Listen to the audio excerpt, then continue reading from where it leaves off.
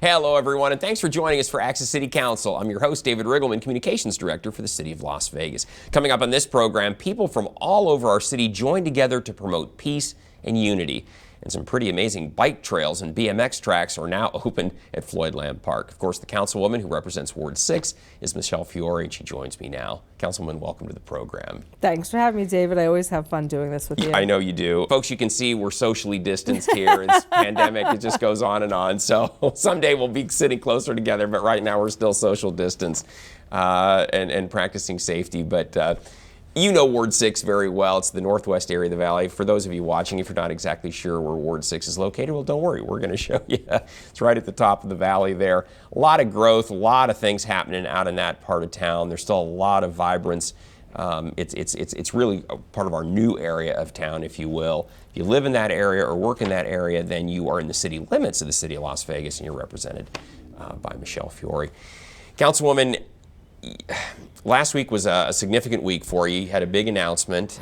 You stepped down as Mayor Pro Tem, but you did not resign from the City Council. There was a little confusion. Why don't you clarify some of that for everybody if they haven't already heard? Right. Well, so I want to definitely make sure people understand I did not resign. I am your councilwoman. I'll be your councilwoman for the next 2 years. I'll be running for re-election, running for mayor. Like, I did not resign. What I did do was I gave our mayor back my title, which is the Mayor Pro Tem, which is ratified by just the council, not the voters outside. Being the Mayor Pro Tem and also being a committee woman for a party, the duties and obligation are conflictive. So because of the confliction and with government, the things I have to do for my party, it's very difficult to do with the title that I had. So I gave the mayor back the title for Mayor Pro Tem. She is now passing that back to her former Mayor Pro Tem. You know, filling my high heels, David. He's got a lot to think about there. But he'll do a fabulous job. And that is scheduled to come before the City Council for a vote on July 8th. We don't have, typically we'd have the first Wednesday in July, but because of the 4th of July week, it'll be the following week, so July 8th is when that will come up. Right. So, all right. And you've been very clear. You held a news conference, being very clear as to your reasons. You and the mayor both conducted that back on June 16th. So you've spoken on that, and we move on now. So. We do. We move on, and again, I stand by what I say and do, and go forth. All right. Well, a lot going on in your ward. If you've not heard, we've got a pandemic going on out there. We've had some social unrest following the death of George Floyd, which has really rippled across the entire country in every city. And you posted this on Facebook. You said, "Tonight we held a unity rally at Floyd Lamb Park at Tuolumne Springs. We had people from all nationalities and religions come together." And I think the message was very clear this night. This took place back on June 1st, that we respect everyone's right to be heard, but we just hope it's done peacefully. That was the message of everyone who spoke, and there was quite a contingent, as you can see here. We had a really great unity rally. I have to tell you, we had pastors from across the valley. These are, you know, and we're all concerned. We're all concerned. You know, unfortunately, peaceful protesting is one thing that I support. You said that all along. You and all of your colleagues have been clear on that. But the rioting and you know, the things that have taken place in our city, I take that very personal. You know, we get police intel from our staff, from our marshals, and every day when I'm seeing the messages and the hate messages, and you know, just yesterday we got a message about a rally and they posted a police officer's car burning on fire. So they're promoting violence, and this is the things that we don't like. We've had over 50 of our Metro police officers injured. One who is on a ventilator, might be for the rest of his life and paralyzed. We're still praying for Shay. And these are the things that no one should condone, and this should not be happening. So I've reached out to some of our community. Last week, my staff, Marianne Rambola, and myself met with 3 folks from March for Peace. True Star is his name, and Natalie and her boyfriend Pri, and we met with Officer Chris Jones. And I said, listen, we've got to work together. What do we do? And they're like, and they said to me, we've got to do community meetings and town halls. And so as we look to move forth with that, my office has reached out to them again and said, hey, where are we on this? When are we meeting again? I've actually reached out to the NAACP before the circus show that took place.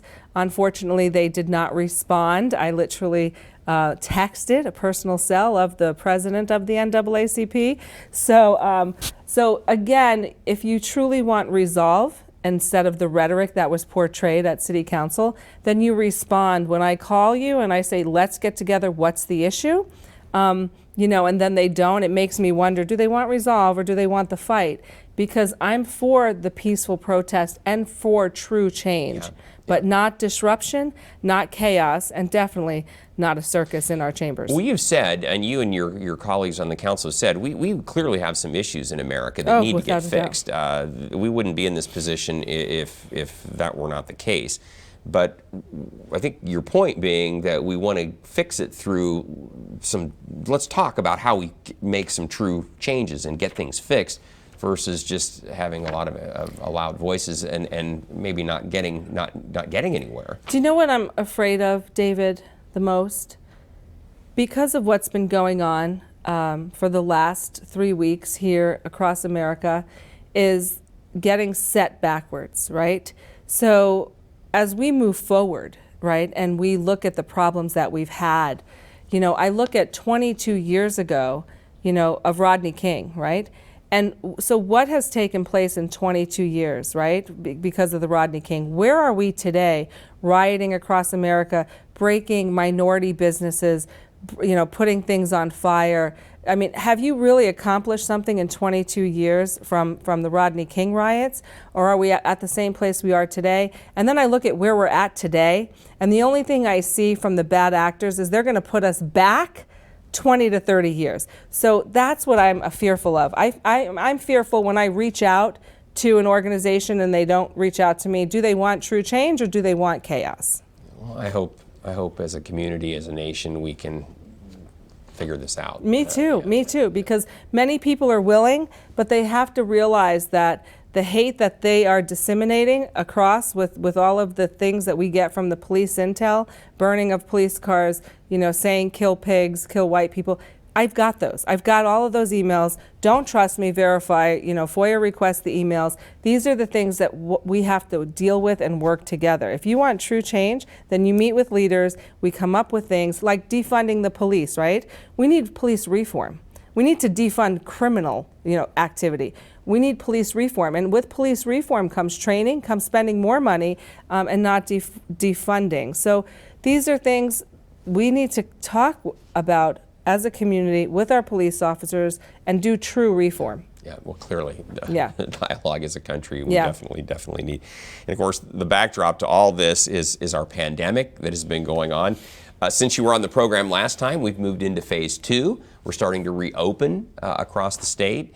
It was encouraging. Unfortunately, we're starting to see the numbers of cases pop up here and there, so we're really encouraging people, be careful, continue to practice, not over by any stretch of the imagination, continue to wear your mask, wash your hands, do the things to not help spread the disease around, and hopefully at some point here we'll see this thing finally go away. And David, I have to tell you, I'm not going to say her name, but it was so, I was full of love on the council last week because we had one of our own city employees come to Chambers, and she was in the hospital on a ventilator. Bad shape. On a ventilator with COVID. She pulled through, and she's beautiful. She looks great, and she is one of the sweet, out of the 3,600 employees we have here, she is one of my favorites. She got an ovation for being there because she had a really rough road. And, so thank goodness. Yeah, she's back. And, of all those cases that are out there, the numbers you hear, those are real people. Those aren't just their statistics. And we can tell you firsthand that someone we know very well here at the city was one of those people. Thank goodness she's one of the people who survived. But it was not an easy trip. So be safe out there. We're opening our city pools, again with some restrictions, social distancing. We partner with the YMCA. check in advance, because we're going to limit the number of people, so you want to make sure that you know what the rules are going to be before you go out to the facility, because they may not have a slot for you. So. Yeah, and you got to think about this. If you load up your kids, they're in their bathing suits, you have towels, you have snacks, you load them up, you get there and they're like, you don't have a reservation and we're full. It's like, Mom. You're going to be so disappointed. And the kids don't understand that. Right. So just please make sure that you call, you make your reservations, you have your membership, together. Yeah. Yeah, a very important, great advice, because again, some of our city pools are run by the city, some are a partnership with the Y. Just double check out in your ward. The Centennial Hills facility is operated by the YMCA. Durango Hills, same thing. But check before you go out there, because we just want to make sure that we're doing this safely and that we've got the social distancing. The locker rooms, for example, are not going to be opened, that kind of thing. So is it convenient like it used to be? No, but it's a pandemic. It is what it is. We're all dealing with it. So, I know. So just check before you go. If you like to get outdoors and experience something new, you posted this on Facebook. This was an exciting day. It's been an amazing morning at Tuolumne Springs. Our new bike trails and BMX track are open, and this was a big deal, because if you are someone who loves the whole mountain biking kind of experience, you're going to love this. It's a must visit. This is the morning we opened. It was May 23rd. It was really windy that day, unfortunately. We had the wind howling, but it didn't deter the enthusiasm from these bicycle enthusiasts who love riding these. These are rigorous trails, folks. If you can do this, then you are you're definitely in good shape. Do you remember, David, when we were kids and people would say, gosh, if I could just bottle up their energy, right? Right, exactly. I never, as a child, you're like, what are they talking about? What's well, there wrong you with go. them? There's right? what she's talking about. Yeah, this is exactly what I would break my neck if I did that. I know. I'm going into my 5th decade, David, and I just don't see these in my cards. Maybe once around, mine either, believe me. But see, you've got the dirt track here, and then you've also got the pavement out there. And I know I'm not using the right terms here, but the bottom line is, if you really are a bicycle enthusiast, you want a challenging terrain to ride, you want to get in great shape, boy, it's out there. It is. And I notice all those people are younger. I know. Yeah, I don't know what I'm doing, but I think I got to get in better shape to even think about something like that. Well, when the pandemic allows for it, are you anticipating we'll have some events out there, maybe races, that kind of thing on those trails? Yes, absolutely. Timed races, things like that? I'm leaning heavy on Tom Paragon. I'm like, Tom, we've got the space. It's made to order, Yeah, without a doubt. It's really amazing. I mean, Floyd Lamb is 680 acres of beautifulness. Yeah. It's just beautiful. And and again, it's been an amazing addition out there, especially for people who love to get on 2 wheels. Now, speaking of Floyd Lamb Park, there's been a lot of confusion about the historic hay barn. So let's talk about that. Yes, without a doubt. A lot of misinformation about what the city is actually going to do. That's the hay barn right there, that white roof, and been there obviously for many years now. It is fallen apart. Yes. It's old. You know more about this than I do, but it's an old structure that needs some help. Yeah. And go ahead, Councilwoman, you fill us in. So, when you get elected and you become part of the city of Las Vegas, our staff, David, diligently takes you around your whole ward, through every park. We have 17 parks out there. And, I might have visited 5 with my grandkids. I didn't visit all of them. But once I got elected, I had to see, what I'm representing. You're in charge of making sure they're in good shape. Yeah. Right? And so Floyd Lamb has always been one of my favorite parks. And so we look, and I'm like, what's going on with the barn? And he says, we can't really use it. It's not safe for people. So I'm like, oh, we've got to fix this right away. But we had 0 money in our park fund, so we couldn't fix it. So it's taken 3 years. 3 years, right? That's why I think people don't understand. This isn't something that we just started on now, or that you. No, and it's not mine. Right, exactly. It's not Michelle Fiore Park. It's the city of Las Vegas's park. So so there's a lot of misinformation. There's a group out there called Save Floyd Lamb.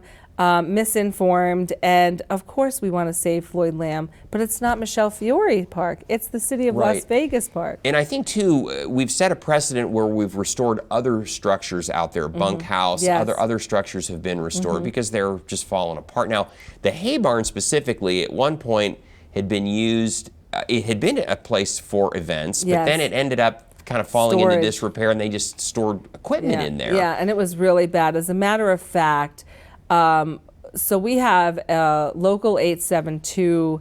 It's a union organization out here, Laborers Local 872, and they do so much for the community and in all wards. I mean, they have done cleanups on the Silverstone Clubhouse. Right. They have done feeding food when people were giving blood. I mean, Locals 872, Laborers Locals 872, I'm sure I'm saying it wrong, but they are a local union organization that literally gives back to the community in such a big, big way. And we had asked for some help cleaning the hay barn, and they literally, just the people that work there, not literally from Local 872 funds, just their pure sweat equity as volunteerism, and came out and cleaned up the barn. As a matter of fact, Yeah, those pictures are amazing. You were there with Jerry Yes. Walker, our director of operations and maintenance. Yes. And it looked incredibly different from how I remember seeing well, it it the was in last time. such disarray. Yeah, it was And a let me mess. tell you, the pigeons, the dead bunnies, we had hawks in there, and just the pigeon mess, I'll say, right? the Mess, droppings, the pigeon, yeah, the yeah. pigeon, fecal matter, very dangerous.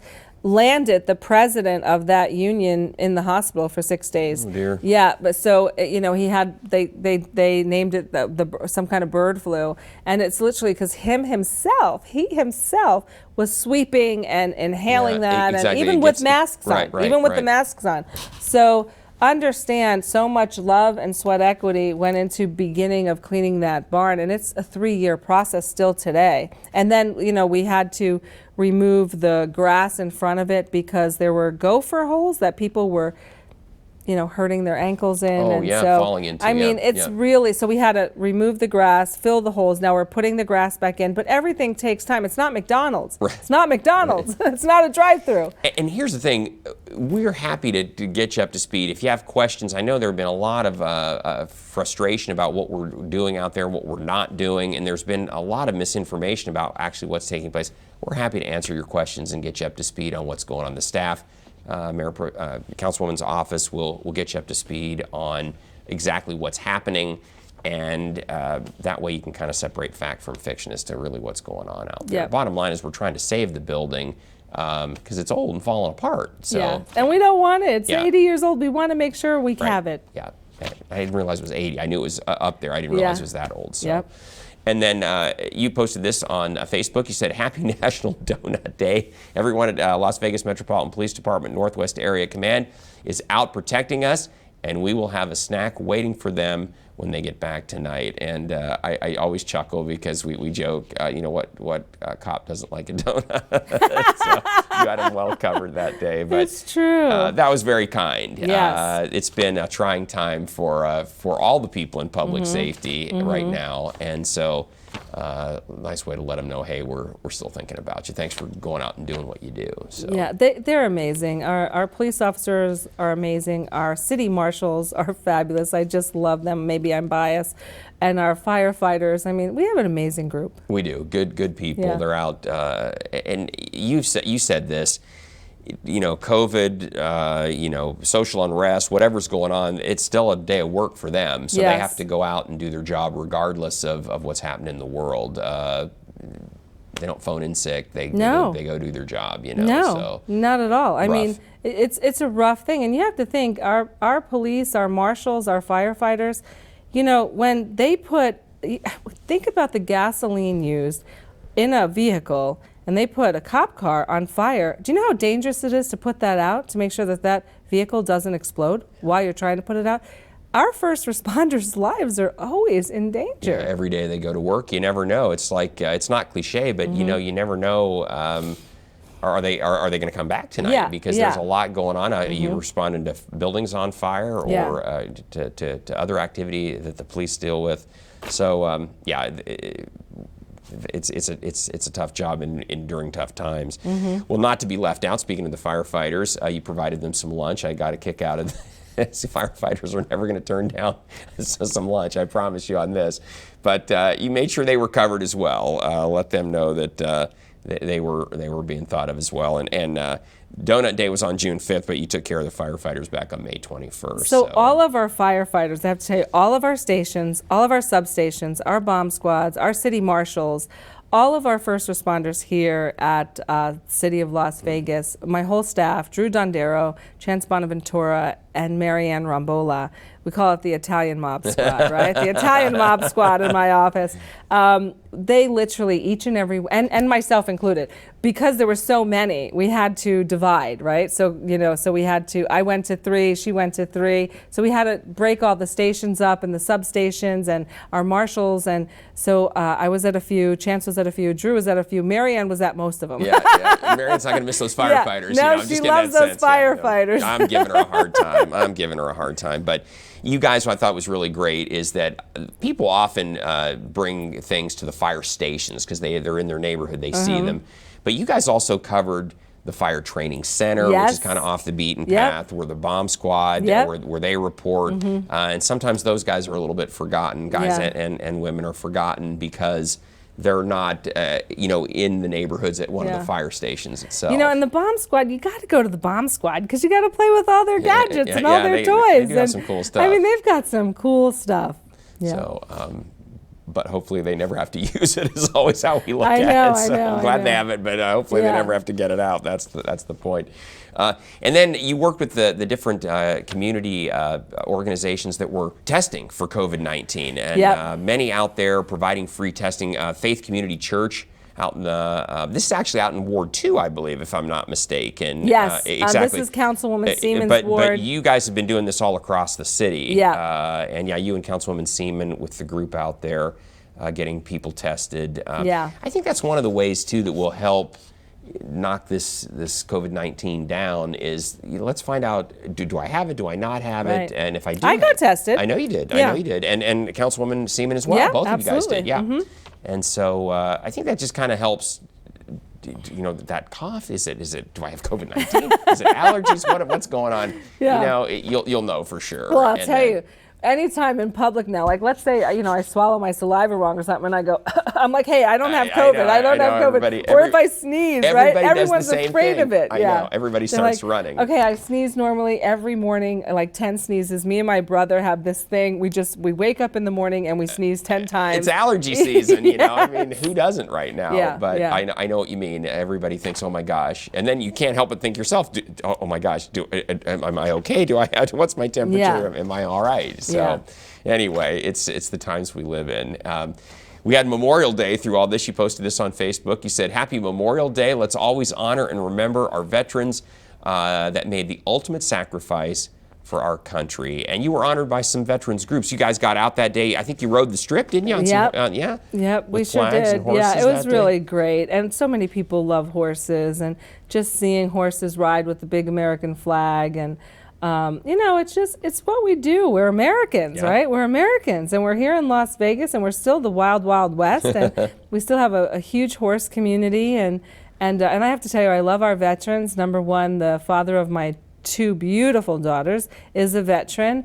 My oldest child was born in Cuba on the Guantanamo Bay, Cuba base. The base there, Yeah. So I was a dependent wife. That's what they call it when you're on a base. Outside the, the things that these men and women go through to protect our country. Yeah. It's not easy. It's not easy. And whatever we can do as Americans to make sure we support each and every veteran, I'm there.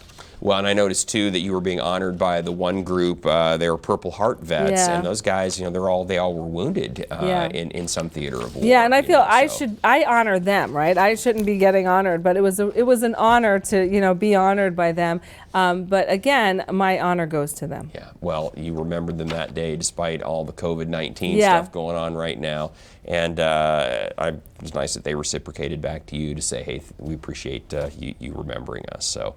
And then, we've still tried to get out there and have some semblance of normalcy, even though it's been anything but a normal year. You posted this on Facebook. You said it's been fun, a fun evening seeing so many of our Ward 6 families attending our movie in the park. And you'll see there's plenty of social distancing in the pictures that are coming in. They're out there, but they're spread out. We have to do that these days. But we still managed to have Frozen, the movie.